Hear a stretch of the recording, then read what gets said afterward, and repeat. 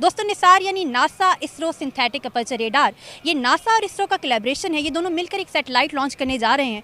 ये satellite technologically दुनिया का सबसे एडवांस सैटेलाइट होगा और सबसे एक्सपेंसिव सैटेलाइट होगा। इसे 2022 में इंडिया के सतीश धवन स्पेस सेंटर से लॉन्च किया जाएगा। इसका फ़ायदा ये होगा कि अर्थ पे होने वाले जितने भी क्लाइमेट चेंजेस है, ये उसको मॉनिटर करेगा, उसको डिटेक्ट करेगा, जैसे volcanic eruption, land sliding, glaciers का पिघलना या जितने भी इस तरह के क्लाइमेट चेंजेस हैं, ये उसको डिटेक्ट करेगा। और इसका फ़ायदा हमें ये होगा कि इन क्लाइमेट चेंजेस को डिटेक्ट करके हम ऑलरेडी इसके लिए प्रिकॉशनरी मेजर्स ले सकेंगे। ये इंडिया के स्पेस प्रोग्राम की एक बहुत बड़ी कामयाबी है। इससे इंडिया को बहुत ज़्यादा फ़ायदा होने वाला है। इसरो की और भी बहुत सारी अचीवमेंट्स हैं जिनको हम पहले भी डिस्कस कर चुके हैं, चाहे वो एटॉमिक क्लॉक हो, ब्राज़ील या अमेज़ोनिया 1 हो, या जितनी भी उनकी जो मंगलयान हो, या जितनी भी उनकी अचीवमेंट्स हैं जिसको हम डिस्कस करते रहते हैं। यही वजह है कि नासा के बाद दुनिया का दूसरा बड़ा स्पेस प्रोग्राम इंडिया के पास है। इसी वाले से आज हम लोगों से बात करने वाले हैं। तो आइए चलते हैं लोगों के पास और पूछते हैं उनकी राय।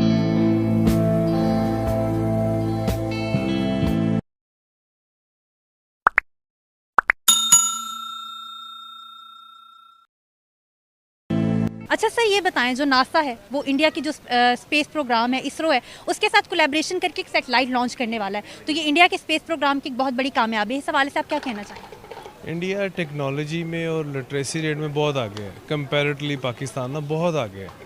हम वहाँ नासा से पहले ऑलरेडी जो माइक्रोसॉफ्ट के बहुत बड़े प्रोजेक्ट लग रहे हैं, आईफोन के लग रहे हैं। दैट्स मीन्स वो टेक्नोलॉजी में दुनिया में तकरीबन कंपैरेटिवली यूएसए के बराबर है। तो पाकिस्तान तो इस दौड़ में बहुत पीछे है।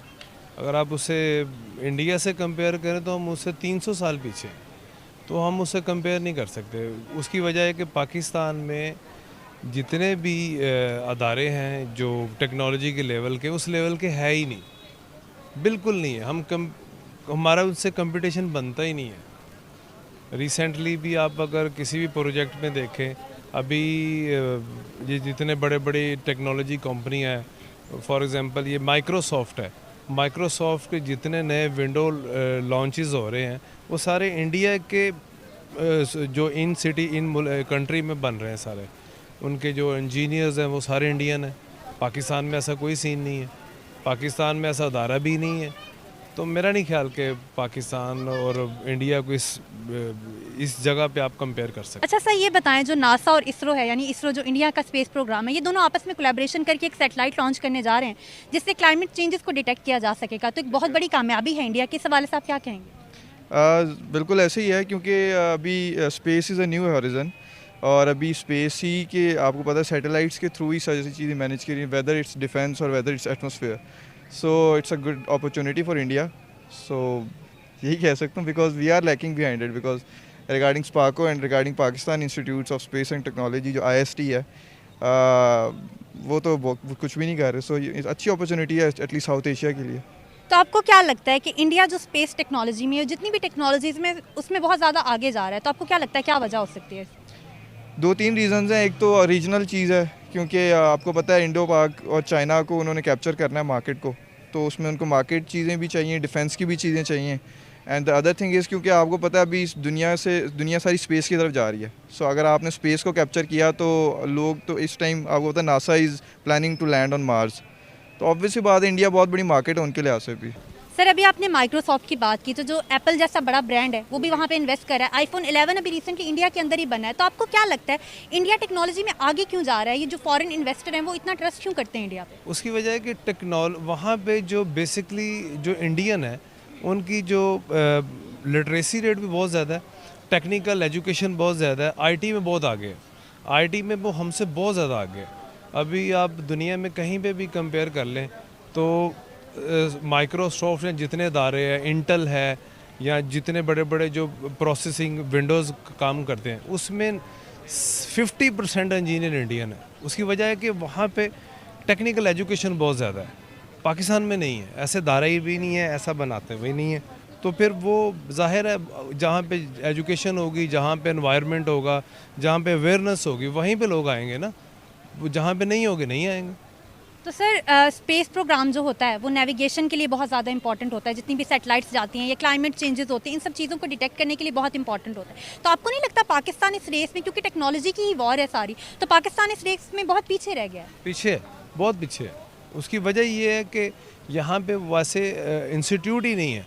आपका कोई इंस्टीट्यूट हो यहाँ पे जो लोगों को एजुकेट करे, लोगों को अवेयरनेस दे, तभी है ना। यहाँ पे बेसिकली आईटी के रेलेवेंटली कोई भी इंस्टीट्यूट नहीं है, प्रॉपर इंस्टीट्यूट जहाँ पे कोई आईटी इंजीनियर बने, आईटी के डिप्लोमा होल्डर हो या आईटी की डिग्रीज ऐसी हो जिसको वर्ल्ड वाइड आप उसको ऑथेंटिक कह दें, तो वो सारी चीज़ें इंडिया में है। मैंने आपको एग्जांपल दी है माइक्रोसॉफ्ट की, इंटेल की दी है, या जितने बड़े बड़े ब्रांड हैं, ये सारे ब्रांड इनके 50%, 70%, 60% इंजीनियर्स जो है वो सारे इंडियन हैं। अभी जो माइक्रोसॉफ्ट को होल्ड कर रहा है, जो इनका पैटर्न इन चीफ है, वो भी इंडियन है। तो इस मेरा उसकी वजह कि वहाँ पे इंस्टीट्यूट है, यहाँ पे है नहीं, यही वजह है। काफ़ी अच्छा है क्योंकि हम यहाँ पे देखा जाए तो पाकिस्तान में तो ऐसा कोई भी नहीं है कि ऐसे स्पेस वगैरह में जाएं, तो ये अगर कोई इंडिया में ऐसे हो रहा है तो फिर काफ़ी अच्छा है क्योंकि उनसे हमें भी फ़ायदा होएगा और काफ़ी अच्छा ऐसा हो जाएगा। अच्छा, जैसे अभी आपने बताया कि आप आईटी की स्टूडेंट हैं, तो टेक्नोलॉजी के लिहाज से, आईटी के लिहाज से भी इंडिया दुनिया में बहुत ज़्यादा आगे जा रहा है। तो आपको क्या लगता है कि टेक्नोलॉजी किसी भी कंट्री की जो तरक्की होती है उसके लिए कितना इंपॉर्टेंट होती है? काफ़ी ज़्यादा इंपॉर्टेंट है। आजकल जहाँ भी देखा जाए टेक्नोलॉजी के अलावा कोई भी काम नहीं है, हर जगह देखा जाए तो टेक्नोलॉजी है, उसके अलावा कुछ भी नहीं है। तो ये मैं यही कहूँगी कि काफ़ी अच्छा है ये भी। अच्छा, अगर स्पेस साइंसेस की बात करूँ सर, तो सर क्या आपको पता है पाकिस्तान का जो स्पेस प्रोग्राम है उसका नाम क्या है? अनफॉर्चुनेटली मुझे पता नहीं है, but I can to know, मुझे जानना है इसके बारे में। तो सर जैसे आपको पाकिस्तान के स्पेस प्रोग्राम का नाम तक नहीं पता, तो आपको खुद ही अंदाज़ा होगा कि हम स्पेस टेक्नोलॉजी में कितना ज़्यादा पीछे हैं। तो आपको क्या लगता है कि स्पेस टेक्नोलॉजी में हम जो पीछे हैं तो इसकी वजह क्या हो सकती है? लोगों को नॉलेज नहीं है और शायद वो इस तरफ आना नहीं चाहते या कुछ इस तरह का ही है। बट आजकल आपको पता ही है कि डिवाइसेस का दौर है। जस्ट वो यही जानना चाहते हैं कि उनके हाथ में हर चीज़ हो, बट ये उसके बैकएंड नहीं देखते कि भी इस बैकएंड पे क्या हो रहा है, कैसे उन तक ये चीज़ आ रही है। इन प्रोज एंड कॉन्स तो यही हो सकते हैं। ऑब्वियसली बात है, सैटेलाइट में जाके देखें be good and media and आपको पता है सारा मीडिया कंट्रोल होता है सैटेलाइट से। सो अगर उनके पास अच्छे सैटेलाइट्स हैं, जो कि ऑब्वियसली बात है, अभी भी आई थिंक जो एशिया सेट चलता है वो चाइना ही कंट्रोल करता है।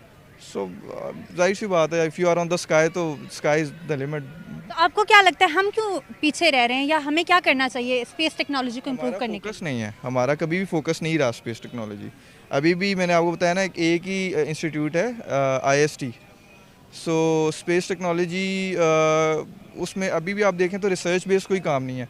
एंड इट्स वेरी सैड कि नासा में there is a great number of Indians working in NASA. Pakistani I don't think so, अगर है भी तो वो आपको पाकिस्तान से रिलेट नहीं करता ना, पाकिस्तान कभी वापस आता है। Credit goes to Fawad Chaudhry, थोड़ा सा काम हुआ है लेकिन उसे चांद देखने तक, उससे आगे तो अभी नहीं कुछ हुआ।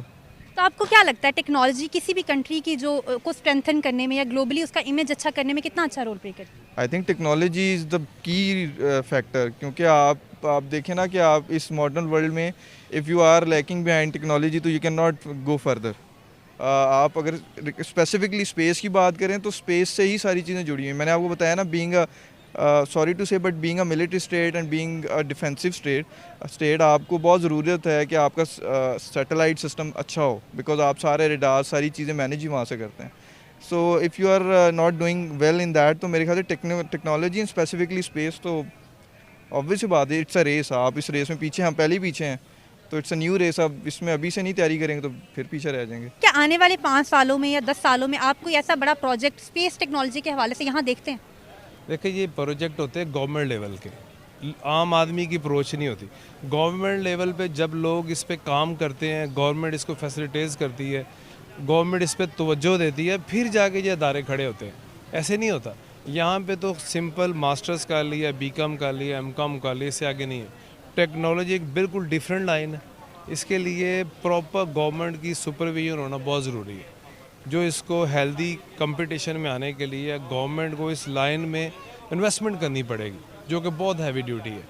टेक्नोलॉजी के लेवल्स की हो तभी आप किसी से कम्पीट कर सकते हैं, अदरवाइज़ आप नहीं कर सकते। उसमें आई थिंक कि हमें इसके लिए स्टेप लेना चाहिए और ये बहुत पहले लेना चाहिए था, थोड़ा सा लेट हो गए, बट देर आए दुरुस्त है। अच्छा सर, अभी आपने बात की हम सब चाहते हैं हमारे हाथ में नई नई डिवाइसेस हो, यानी नई नई टेक्नोलॉजी हो, लेकिन आपको जैसे यहाँ पे लोगों को आईफोन को बहुत ज़्यादा शौक होता है, माइक्रोसॉफ्ट के बारे में हम पढ़ते हैं तो आपको ये भी पता होगा कि माइक्रोसॉफ्ट और आईफोन जैसे ब्रांड्स भी इंडिया के अंदर इन्वेस्ट कर रहे हैं, यानी ये टेक्नोलॉजी भी इंडिया से बनकर आ रही है। तो आपको क्या लगता है, हमारे साथ का आज़ाद हुआ हुआ मुल्क है तो वहाँ पर टेक्नोलॉजी इतना आगे जा रही है और हम कहीं भी स्टैंड नहीं करते? उन्होंने आपकी बात बिल्कुल ठीक है, उन्होंने आईटी में बहुत ज़्यादा इन्वेस्टमेंट की है। आईटी में इंडिया के अगर आप बात करते हैं तो हर जगह मैंने पूरी दुनिया में, सऊदी अरब में, दुबई में, हर जगह काम किया है। मुझे जितना भी मैंने देखा है, इंडियन जो लोग हैं वो वहाँ पर सबसे ज़्यादा आईटी में सबसे आगे हैं।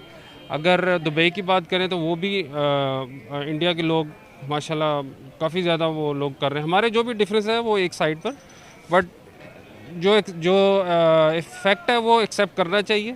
वो यही है कि वो लोग इस आईटी में सबसे ज़्यादा उनकी इन्वेस्टमेंट है, उनका इंटरेस्ट है, और इसी सिलसिले में हमें भी चाहिए कि हम भी अपना इंटरेस्ट शो करें। और डिवाइसेस वगैरह ये सारी चीज़ें हमें जब तक पता नहीं होगा कि बैकएंड में क्या हो रहा है और हमारा उसमें जो भी स्टेप है जो हमें लेना चाहिए वो बस हमें अब ये कि अब जो है जो भी डिफरेंसेस हैं उसको एक ख़त्म करके हमारा इसमें स्टेप लेना चाहिए। आज हमने लोगों से बात की, उनको इंडिया के स्पेस प्रोग्राम के बारे में बताया तो उन्होंने इसको काफ़ी ज़्यादा अप्रिशिएट किया और उनका कहना था कि हमें भी ऐसी पॉलिसीज़ बनानी चाहिए ताकि हम भी स्पेस टेक्नोलॉजी में आगे जा सकें। तो